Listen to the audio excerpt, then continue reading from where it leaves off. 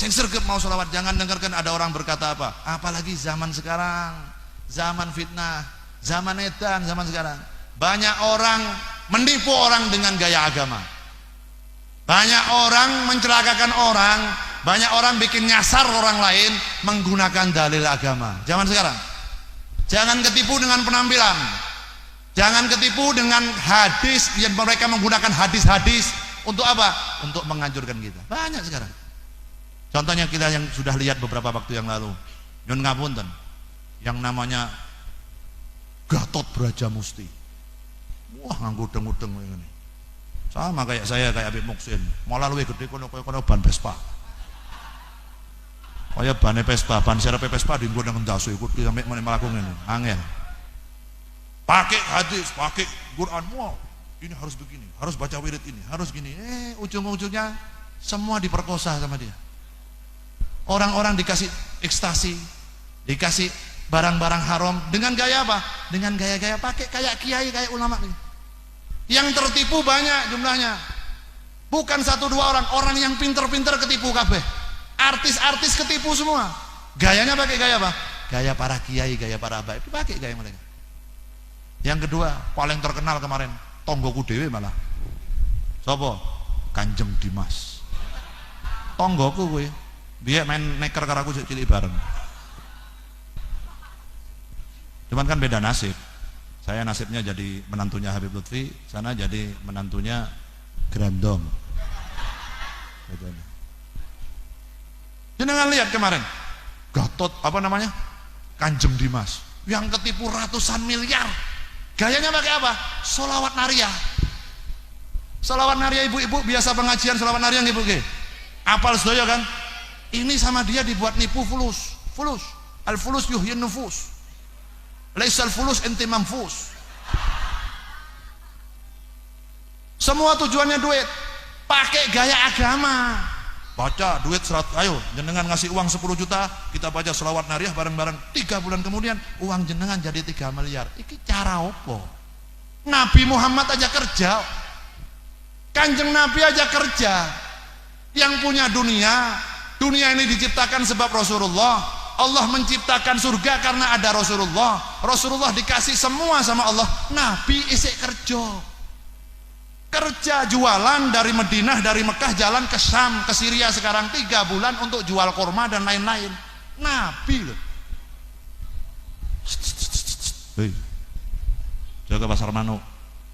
Orang sendal manuk ini. Jangan lihat Nabi Muhammad bekerja, nggak terus ya Allah minta duit 10 juta terus mudun 10. Orang ngono ki. Dalam Islam tidak ada seperti itu.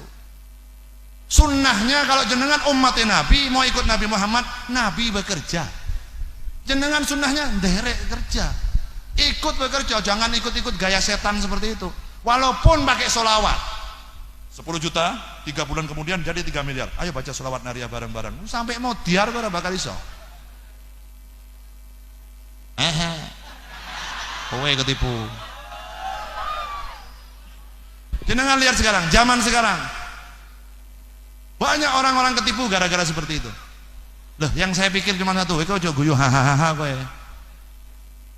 Jenengan mikir sekarang zaman ini masih banyak para habaib, banyak maulud setiap malam, banyak pondok pesantren, banyak pengajian, banyak kiai di mana-mana, orang masih banyak ketipu gara-gara seperti itu. Dan jenengan sakit mikir boten. Kalau Dajjal dikirim ke dunia itu gimana ceritanya? Jenengan mikir loh. Ini pelajaran buat kita. Ajari anak-anak keluarga jenengan harus bisa mencari ilmu min ahlus sunnah wal jamaah, ikut para habaib, ikut para kiai.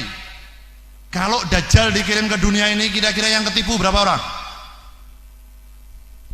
Itu Kanjeng Dimas yang ketipu ratusan orang yang pinter-pinter lagi ketipu. Gak punya keahlian, gak punya keistimewaan.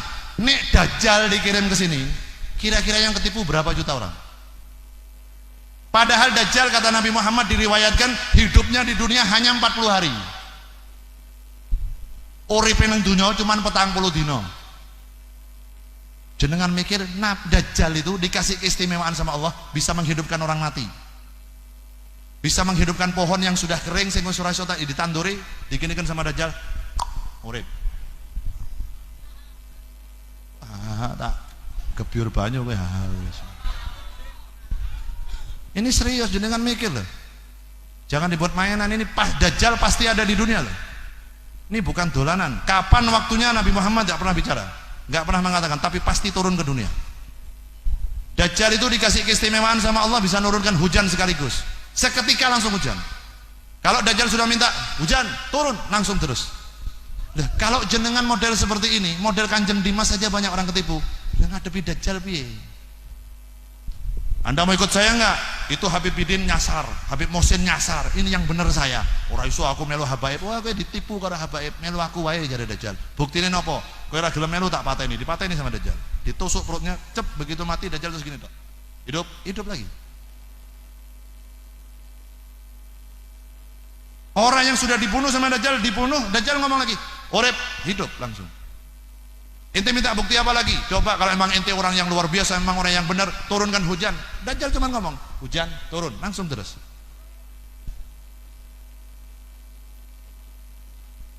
Mas, apa? Ada apa?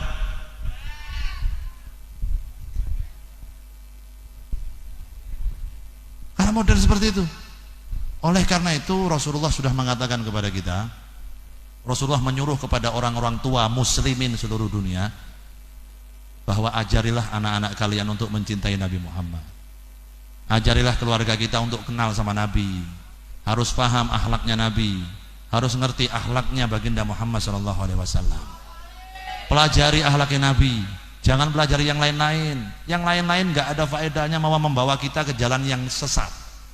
Tapi kalau jenengan ikut jalannya Nabi, belajar akhlaknya Nabi, belajar sejarah kehidupannya Nabi Muhammad, bagaimana Nabi Muhammad mendidik keluarganya, bagaimana Nabi Muhammad mendidik istrinya, bagaimana Nabi Muhammad dengan para sahabatnya, bagaimana Nabi Muhammad cintanya terhadap umatnya, bagaimana akhlak dan budi pekertinya Rasulullah, dipelajari dan diikuti, bukan hanya dibaca.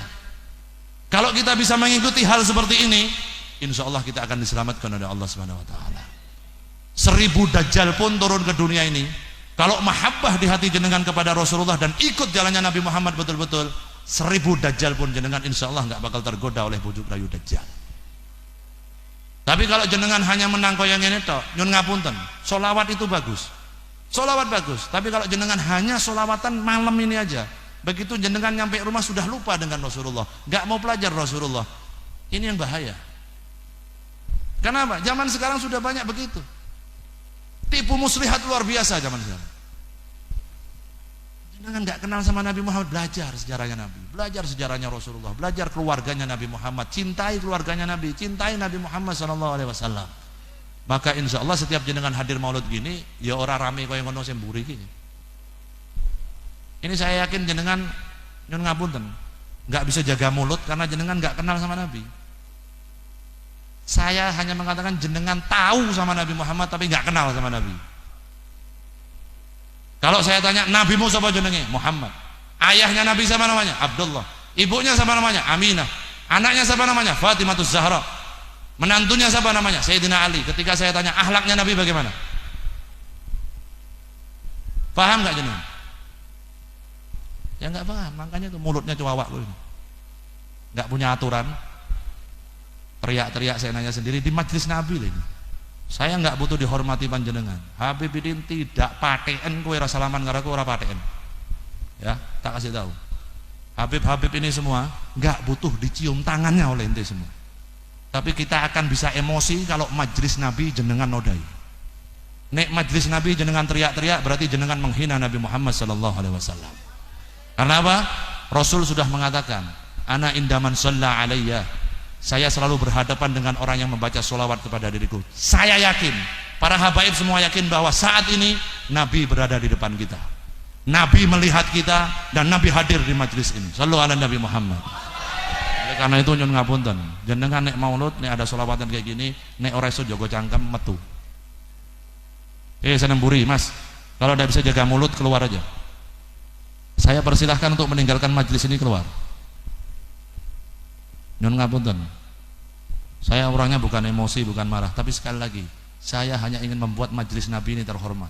Jangan orang-orang yang tidak suka dengan majelis punya dalil untuk nganjurkan kita. Lho majelis Nabi cangkeme kaya ngono, piye kowe? Itu loh orang yang katanya suka sholawatan, tidak menghormati kiainya, nggak menghormati para habaibnya, apalagi Nabi Muhammad. Kalau jenengan dari tadi ini akhlaknya siapa? Jenengan nggak nonton slang, jenengan nggak nonton Inul. Ini jenengan ingin diridhoi oleh Nabi Muhammad. Corone ngono, bukan cara Nabi seperti ini, bukan caranya Rasulullah. Jenengan memohon syafaatnya Nabi dengan cara seperti ini, nggak bisa. Walaupun Rasulullah punya sifat Raufur Rahim, walaupun Rasulullah punya sifat azizun kepada umatnya, kepedulian, tapi jenengan juga harus punya adab kepada Rasulullah. Majlis seperti malam hari ini jangan dinodai eman-eman. Dari tadi kita dari jam 8 sudah bersolawat kepada Nabi. Saya yakin solawat panjenengan dan kulo pasti sudah diterima oleh Rasulullah SAW. Tapi alangkah lebih baiknya kalau sesuatu itu dibungkus dengan hal yang baik. Dalamnya bagus, bungkusnya juga harus bagus. Maka orang akan menghormati produksi kita, hasil kita orang lain akan menghormati. Zaman dulu aja, saking hebatnya solawat kepada Nabi Muhammad. Zaman dulu ada sahabat yang undang Nabi Muhammad ketika Rasul mengadakan walimah. Orang itu mengadakan walimah, mereka undang Rasulullah. Orang itu diundang Rasulullah, karena diundang Rasulullah hadir ke tempatnya dia. Dijemput Rasulullah di masjidnya. Begitu Rasulullah dijemput, orang itu ikut nganter Rasulullah dari masjid ke rumahnya. Saking senangnya orang itu didatangnya Rasulullah, orang itu menghitung langkahnya Rasulullah, dihitung. Dari masjid ke rumahnya dia dihitung 1, 2, 3. Ternyata langkahnya Rasulullah 100 langkah. Nyampe ke rumahnya orang yang bikin walimah. Saking senangnya orang yang bikin walimah dihadiri Nabi, karena Rasulullah melangkah sebanyak 100 langkah, maka orang itu saat itu juga membebaskan 100 budaknya. Demi saking senangnya kepada Rasulullah dihadiri Rasul, langsung budaknya 100 dibebaskan. Karena membebaskan 100 budaknya, maka sahabat yang lain mengatakan, Masya Allah, orang ini mendapat keberkahan yang luar biasa karena telah membebaskan 100 budak. Rasulullah dengar kalimat itu, katanya Rasul, tidak ada amalan untuk umatku yang lebih mulia ketimbang mereka mengirimkan solawat kepada diriku, kata Rasulullah. Sallu ala Nabi Muhammad.